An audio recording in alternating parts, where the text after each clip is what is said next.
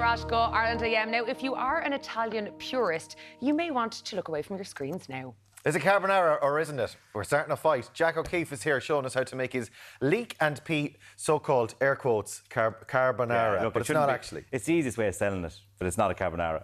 Right. It's thickened like a carbonara. It's like taking the technique of a carbonara, but it's not a carbonara. Fair enough. Right? Grand. That's the best way of putting it.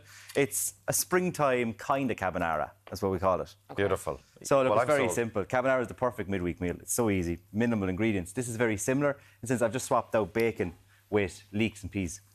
Right? Okay. Right. And obviously, because we're here in Ireland, I have to add tons of butter to it. Of course. Start off, when I start making carbonara, I start my pasta cooking. Do you know, yes, read the packet instructions. Like, every pasta brand is different. Fresh pasta cooks in like a minute, whereas dried pasta cooked maybe 6-7 minutes for al dente. I've linguine in the pot there simmering away.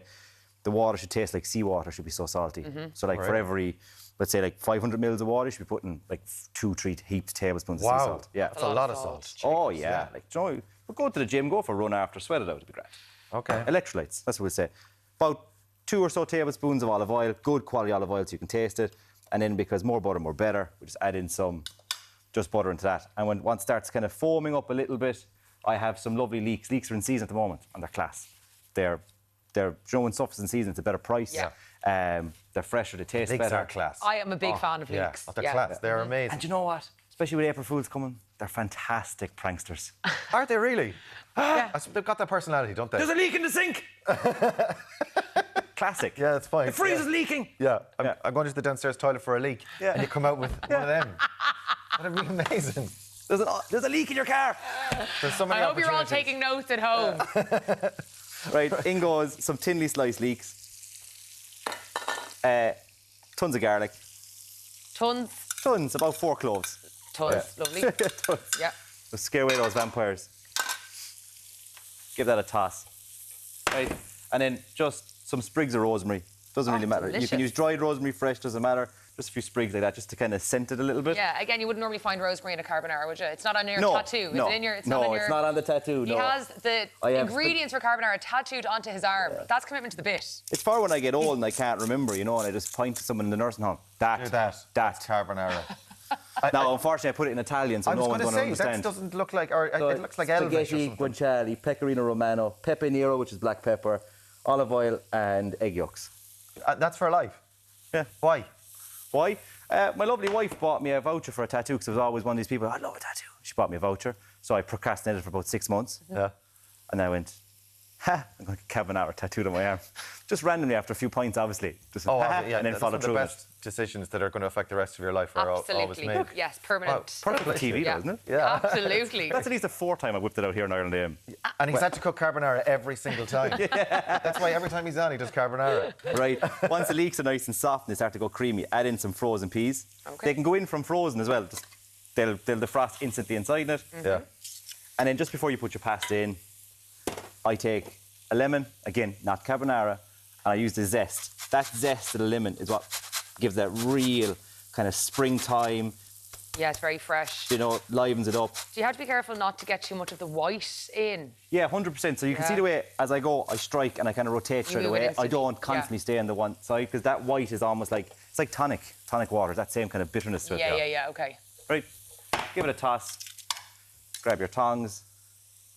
And the pasta goes straight in, no straining here. Straight in, no straining. And then that there is liquid gold. This is where your flavour is. It's your thickening agent, all that starchy water. Pop a little bit of that in.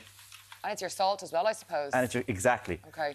Right, give it a toss. You can see it kind of starts to look a bit milky and kind of creamy as the butter and the olive oil mixes with the starchy water. Yeah. Okay. I have 2 egg yolks.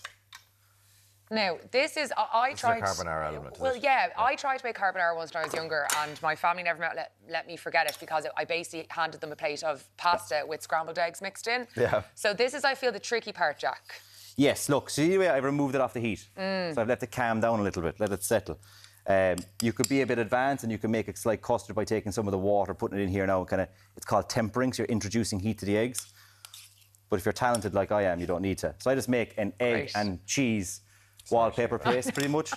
That was harsh. That was harsh, Jack. That was uncalled for. I always start to sweat when I do anything like this live on air, because it's when generally I do make scrambled eggs. And then, as the Italians say, you just make the sound of love. Beautiful. Okay. Right. Because they love their food. Yeah, exactly. That's it. Yeah, exactly. Right, Yeah. and just keep tossing it. And I suppose that the key is, like you say, to get it off the heat because it is going to cook it and you don't want to shock the eggs with the heat. Is that That's it? exactly it, yeah. Gotcha. And look, just use good quality free eggs and it's perfect. Yeah. If you want to make it more cheesy, make it more cheesy. If it starts to kind of get a bit too thick, you can add another little splash of water. Great. Like that. But again, be careful. And we just wait till all the egg dissolves in, it gets nice and creamy. That looks great. That's it. It's a technique that you'd have to practice, I feel. Well, I wouldn't be throwing the pan around now. I'd just be using the wooden spoon. Oh, Ray, come on, live a little. I'd be killed. The entire cooker would be ruined with the bits of egg and all the creamy. It looks insane. Look, that looks wow, delicious. look Oh at my that. goodness. Okay, let's have a taste of our own, Ray, will we?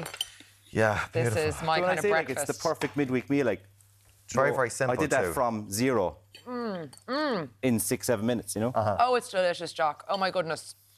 And the pasta is al dente. You know, and a piece of, like, if you wanted a piece of fish with a lovely piece of pan-fried salmon sitting alongside it, it's perfect. Would go stunning with that. Oh my goodness. Let's do them again. So you need the lemon, you need the leeks, you need the rosemary, you need the butter. How am I going to get it? It's going to be going up into my neck. Yeah, the arm. you're going to have a full on a mirror, sleeve. you know? Time, yeah, I'll tell you what, I'll just print off the webpage of the Virgin Media website and I'll just bring that in. I'll tell them to tattoo that into my arm under here. I think it's time for you to get a tattoo, I think personally, it's, yeah, actually. I think we'll do that.